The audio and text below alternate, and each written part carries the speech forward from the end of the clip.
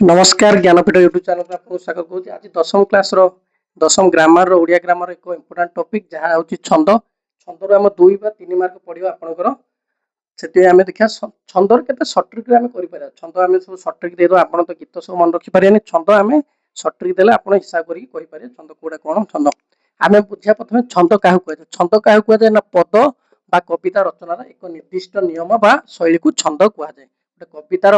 आम नियम थाए निर्दिष्ट नियम थाए शैली थाए पढ़िया को आम छंद कहवा। छंद केते प्रकार छंद हूँ 2 प्रकार गोटे हूँ मित्राक्षर गोटे हूँ अमित्राक्षर गोटे हूँ मित्राक्षर गोटे हूँ अमित्राक्षर। छंद हूँ 2 प्रकार गोटे मित्राक्षर गोटे अमित्राक्षर। तार पाद प्रत्येक पदर प्रत्येक पंक्ति को पाद कहुए। पाद कौन सर यहाँ गोटे पाद यहाँ गोटे पाद जब हम 2टी पाद मिसले गोटे पद हम 2टी पाद मिसले गोटे पद हम। एवं आम देखिए आप सिलेबस अनुसार जितनी छंद अच्छी तार सर्ट ट्रिक सहित प्रथम छंद देखिया भागवत बाणी बा गुंजरी। भागवत बाणी बा गुंजरी क्या कहुए प्राणीर भल मंद बाणी मरण काले ताहा जानी अमृत विनय वचन कही तो शिव प्राणी मन। यहाँ हूँ भागवत जमी गोविंद गोविंद गोविंद यहाँ 9टी अक्षर पढ़ो केतोटी पड़ो 1 2 3 4 5 6 7 8 9 गोटे यहाँ सब कहते कौन यहाँ सब कहते पाद। ये गोटे पाद ये गोटे पाद ये गोटे पाद सर 2टा पाद मिसी गोटे पद। सर गोटे पदर केते थियो गोटे पदर आम तार तार गोटे पादरे 9टी अक्षर थिया दरकार क्या ना भागवत बाणी रे कह गोटे पादरे तार 9टी अक्षर थिया दरकार। गणित जो 9 हो तो 1 2 3 4 5 6 7 8 9 1 2 3 4 5 6 7 8 9 9 हेले भागवत बाणी बा गुंजरी गोटे कहते नवाक्षर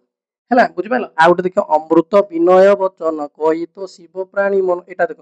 1 2 3 4 5 6 7 8 9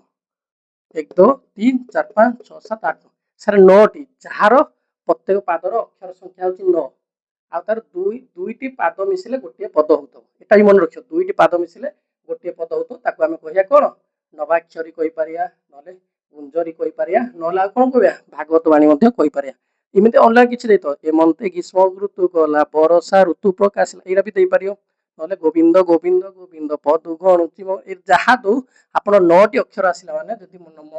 मन रखा चाहिए 9टी अक्षर आस गोटे पादरे 9टी अक्षर तार 2टी पाद मिसिले गोटे पद हूँ बुझिपाल। कौन नटवाणी कहीपर ना विभाष केदारी कहीपर विभाष केदारी कह ना नटवाणी कहीपर कौन एटा हूँ उत्कल कमला विलास दीर्घिका मराल मालिनी नीलांबू चिलिका यहाँ उत्कल कमला विलास दीर्घिका मराल मालिनी नीलांबू चिलिका ये केतोटी अक्षर हूँ सर उत्कल 1 2 3 4 5 6 7 8 9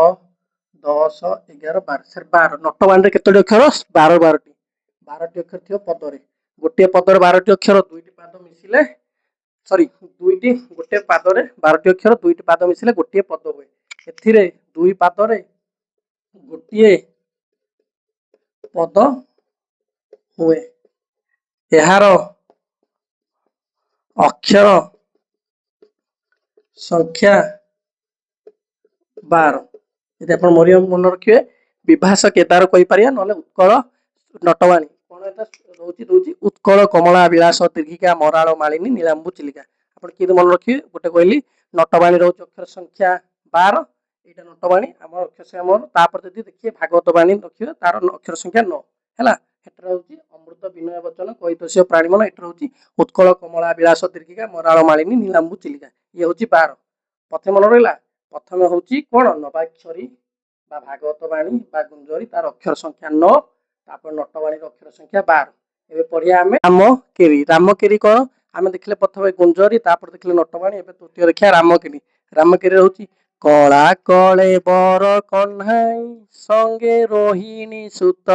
करंती मथुरा विजय दांडे देख संगात ये केतोटी अक्षर पढ़ुची 1 2 3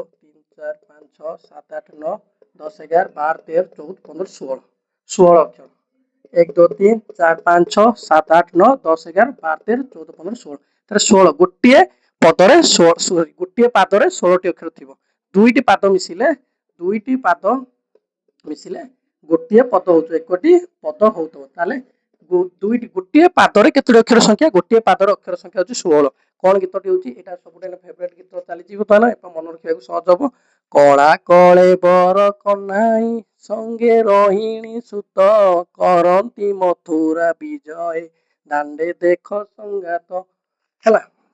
এইটা মনে রক্ষ কেতোটি অক্ষর হল 16টি অক্ষর তাহলে দুইটি পাদরে গোটিয়ে পদ হুয়ে দুইটি পাদরে গোটিয়ে পদ হুয়ে প্রতি পাদর অক্ষর সংখ্যা কেতোটি প্রতি পাদর অক্ষর সংখ্যা হচ্ছে 16টি আপন মানে মনে রক্ষি পরে রাম হচ্ছে 1450 যাইଥିଲେ তা সହିତ কেরি মিশিগଲା 2 দুইটি অক্ষর মিশি 16 আপন আହୁରି সঠিক দেই দিয়ালা বଙ୍ଗଳାଶୀର অক্ষর সংখ্যা কেতে ଆମେ ନିଜେ ଦେଖିବା ବଙ୍ଗଳାଶୀର ଅକ୍ଷର ସଂଖ୍ୟା କେତେ ମା ମା ବୋଲି କେତେ ମୁଁ ଖୋଜିଲି ମାକୁ ପାଇଲି ନାହିଁ ଭାଇ ଭାଇ ବୋଲି କେତେ ମୁଁ ଡାକିଲି ନଦେଲେ ଉତ୍ତର କେହି ମା ମା ବୋଲି କେତେ ମୁଁ ଖୋଜିଲି ମାକୁ ପାଇଲି ନାହିଁ ଏଠି ଗଣିତ 1 2 3 4 5 6 7 8 9 10 11 12 13 14 15 16 17 18 19 20 ସାର୍ 20 ଏଇଟା ହଉଛି ଗୋଟିଏ ପଦ ସରି ଗୋଟିଏ ପାଦ ଇଏ ହେଲା ଗୋଟେ ପାଦ ଭାଇ ଭାଇ ବୋଲି କେତେ ମୁଁ ଡାକିଲି ନଦେଲେ ଉତ୍ତର କେହି ଇଏ ମଧ୍ୟ 20 ତାହେଲେ ପ୍ରତ୍ୟେକ ପାଦର ଅକ୍ଷର ସଂଖ୍ୟା ଯାହାର 20 ଦୁଇଟି ପାଦ ମିଶିଲେ ଗୋଟିଏ ପଦ ହଉଛି ଏଠି 20 ହଉଛି ଏଠି 20 ହଉଛି ବୁଝିପାରିଲ ମା ମା ବୋଲି କେତେ ମୁଁ ଖୋଜିଲି ମାକୁ ପାଇଲି ନାହିଁ ଭାଇ ଭାଇ ବୋଲି କେତେ ମୁଁ ଡାକିଲି ନଦେଲେ ଉତ୍ତର କେହି ଏ ଛନ୍ଦରେ ଗୋଟିଏ ପଦ ହେଉଛି ଦୁଇ ପାଦ ବିଶିଷ୍ଟ ଆଉ ପ୍ରତ୍ୟେକ ପାଦର ଅକ୍ଷର ସଂଖ୍ୟା ହେଉଛି 20 ବଙ୍ଗଳାଶ୍ରୀ ଆମେ କଣ କଣ ଏତେ ସୁଦ୍ଧା ଜାଣି ସାରିଲେଣି ଆମେ ଜାଣିଲେ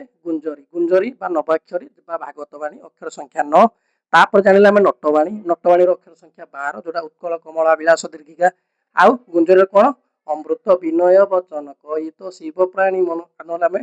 ଭାଗବତ ଏମନ୍ତେ ଗ୍ରୀଷ୍ମ ଋତୁ ଗଲା ବରଷା ଋତୁ ପକାଇଲା ତାପରେ ଆମେ କଣ ଶିଖିଲେ ରାମକେଳିର ଅକ୍ଷର ସଂଖ୍ୟା 16 କଣ ଯାଇଥିଲେ କଳା କଳେ ବର କନ୍ୟା এটা ছিল ତାପରେ ଆମେ ଶିଖିଲେ 4 নম্বର ବଙ୍ଗଳାଶୀର ଅକ୍ଷର ସଂଖ୍ୟା 20 ଦୁଇଟି ପାଦ ମିଶିଲେ ଗୋଟିଏ ପଦ ହୁଏ ପ୍ରତ୍ୟେକ ପାଦର ଅକ୍ଷର ସଂଖ୍ୟା 20 କଣ ମା ମା ବୋଲି କେତେ ମୁଁ ଖୋଜିଲି ମାକୁ ପାଇଲି ନାହିଁ ଭାଇ ଭାଇ ବୋଲି କେତେ ମୁଁ ଡାକିଲି ନଦେଲେ ଉତ୍ତର କେହି ଆପରେ ଆମେ ଦେଖିବା ଆପରେ ହଉଛି ଆମର ଚକ୍ଷି ଗୋଟେ ରହିଗଲା ଆଉ ଦାଣ୍ଡିବୃତ୍ତ ଗୋଟେ ରହିଗଲା এই দুইটা নম্বর ଦେଖିବା 5 নম্বর ହଉଛି ଶଙ୍କରାଭରଣ କଣ ଦେଖିବା ଆମେ ତାର କେତେଟା ହଉଛି ହେ ଆନନ୍ଦମୟ କୋଟି ଭୁବନ ପାଳକ ଅଧମ ଅକ୍ଷର ମୋହି ଅବଧ ବାଳକ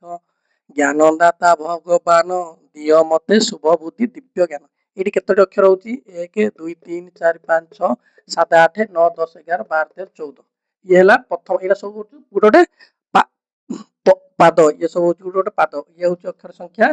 14 ଏଇଟା ଦେଖିବା ଅଧମ 1 2 3 4 5 6 7 8 9 10 11 12 13 14 ଇଏ ମଧ୍ୟ 14 1 2 3 4 5 6 7 8 ଇଏ ହେଲା 8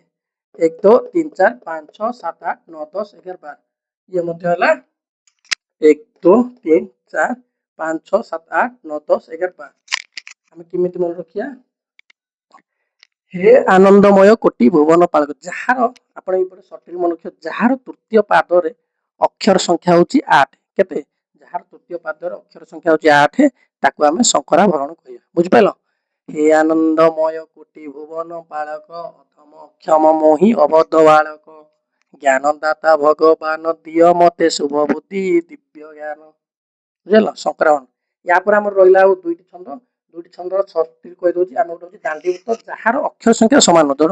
गोटे पादर अक्षर 13 हेले तळटा 14 तो नले उपरटा 14 हेले ये 15 माने जार